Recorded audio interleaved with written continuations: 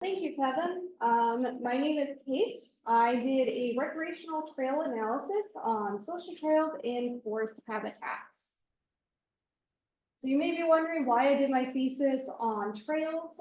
As Kevin mentioned, my career has been immersed in trail maintenance, restoration, and recreation. I worked for Washington Conservation Corps, and now I work for the Department of Parks and Recreation, first as a park aide at Tolmy State Park, and now as the customer service specialist too at Miller Sylvania State Park. Some of these pictures are just some of the work I have done. I have learned through my career the grueling hard work it takes to make and maintain a trail, to restore an environment, and more importantly, I have learned the art of balance. How can we set aside an area for recreation while also minimizing our damage caused and restoring the environment as well? So why are trails so important? They're an avenue for people to explore and enjoy nature. It gets people outside. There's a bunch of physical benefits, mental benefits, and a lot of money from visitors paid for conservation efforts. However, many trails were not built with recreation in mind. A lot of trails were inherited by railroads to firefighting lanes. So there's a huge amount of negative connotation with this because recreation was not built with these mindsets. And so therefore, a lot of these trails were seeing large environmental impacts from them, such as erosion, reduced vegetation, habitat fragmentation, and invasive species. Since 2020, the amount of people on these hiking trails have grown due to the pandemic. Everything was closed down. I personally saw a lot more people at my parks because they had nowhere else to go. Ecotourism increased from 73.9% to 95.8%. With more and more people using these trails, we are seeing more and more damage. The main issue about these trails is that they are not sustainable. What I mean by a sustainable trail is a trail that allows someone to recreate through it while also minimizing the damage that they cause to the area. However, trail science is not really expansive in the scientific community. So there's not a lot of knowledge on how these trails are impacting the environment, what types of trails impact differently. And so without this knowledge of how these different trails impact different environments, trail managers cannot do their job properly of building sustainable trails. And then I propose that this is a huge expansive thing that we should talk about more because all the conservation efforts we do around these trail systems are going to be nullified with how much damage they're causing, especially with how many more people we have hiking these trails today. So my research question was, how do social and formal trails impact the trees in the forest of the Evergreen State College? Just a little definition here, there are two main different types of trails. There's formal trails.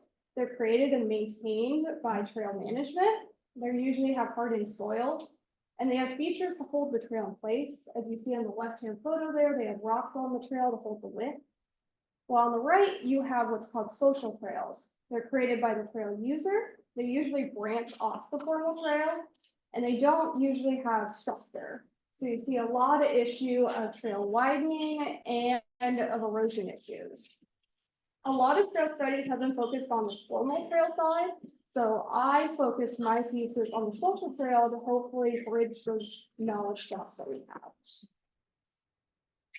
So I did my study site on the Evergreen State College. It was founded in 1967. Before the college's land was logged in the 1930s and 1940s, and this land regrew to secondary forests dominated by conifers and hardwoods. On the right here is a map that was done vegetation analysis in 1982, and there was only two formal trails during that time, as you can see highlighted. There was the organic farm trail and the beach trail. I don't know how many of you guys have been out on the trails now, but there's a lot more than two trails out there. There are so many informal trails that you could get lost out there. I know from personal experience. So what I did is I surveyed the main trail that takes you down to the beach. That's the green trail there. And I surveyed 7 social trails branching off the main trail. I walked through all trails with my measure wheel, and every 20 meters, I stopped and took data. I took data on trail width, I consider that my independent variable. Trail studies have found different trail widths impact the environment differently. So I wanted to see if this is true for informal trails as well. And then I wanted to look at tree distance, see if there's a distance between the trail edge and the closest tree. Trail studies have found that trails impact tree density. So I want to see if that's true in this area as well. And then I also measured DBH, the diameter of breast height, to see if these trails are impacting the tree size. And I also took note of the species of the tree.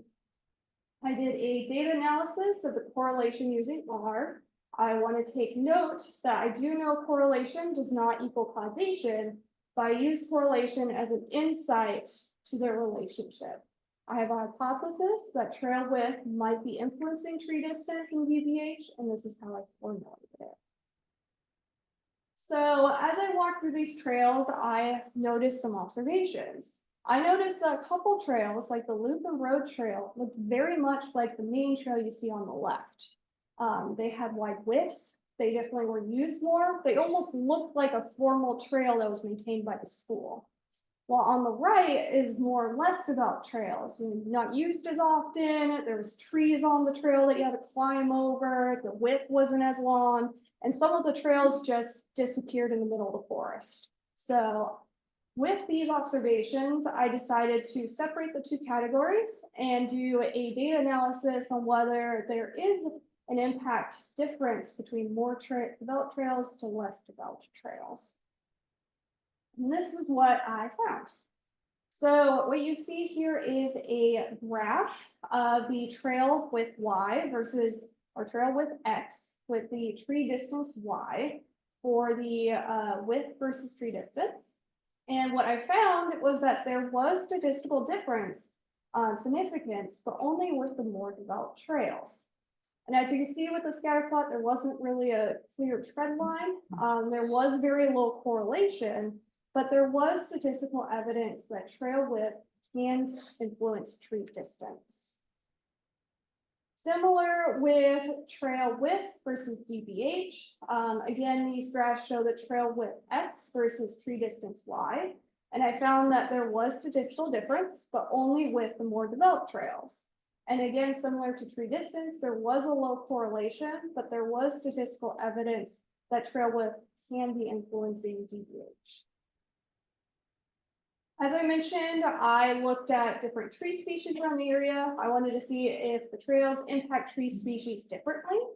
On the top is the tree distance. You could see the top table is the more developed trails, bottom is the less developed trails, with the R and P values of all the tree species. As you can see where the highlighted in green, Douglas fir was the only one impacted. Interestingly, it had a negative correlation for developed trails and a positive correlation for less developed trails. Meaning as the trail is less developed, the tree is found further away, while the trail expands and becomes more developed, the tree is found closer. And then for DBH, similarly, the tables, the top one is more developed trails, while the bottom is the less developed trails, with the p-values and r-values of the different tree species. And for DBH, Douglas fir and western red cedar were impacted, but only impacted for the more developed trails. So what does this all mean?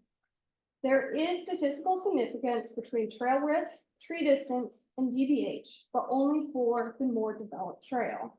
My prediction is less developed trails have less people using it, so there's less damage overall, and that less developed trails have a smaller width, so the impact was less spread out.